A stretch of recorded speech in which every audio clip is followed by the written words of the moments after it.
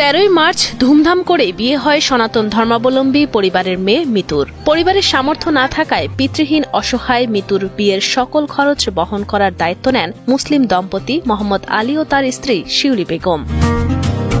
তাদের ব্যক্তিগত অর্থায়নে এবং কয়েকজন বিত্তশালীর আর্থিক সহযোগিতায় সম্পন্ন হয় মিতুর বিয়ে।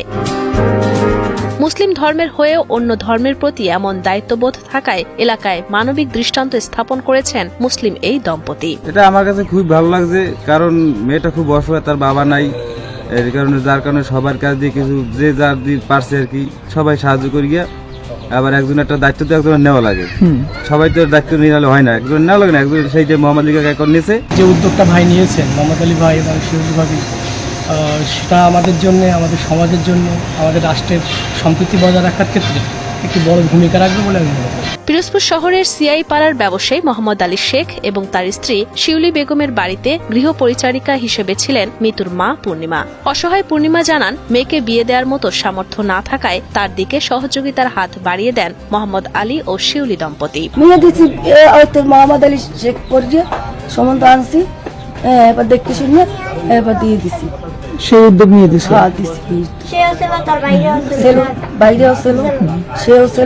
অসহায় দরিদ্র পরিবারের মেয়ে মিতুর বিয়ের সকল আয়োজন করতে পেরে আনন্দ প্রকাশ করেন মুসলিম দম্পতি মোহাম্মদ আলী ও তার স্ত্রী শিউলি বেগম। যারা এই মহতি কাজে সহযোগিতা করেছেন তাদের প্রতিও কৃতজ্ঞতা প্রকাশ করেন তারা। আসলে ধর্মের কারণে অনেকে আছে যে একটা বিধর্মীর কাছে আমি মুসলমান হয়ে আমি যাব কেন, আসবো কেন। আমাদের মুসলিমের ভিতরে তো অনেক গরিব আছে, আমি তার পাশে তো সাহায্য করতে পারি।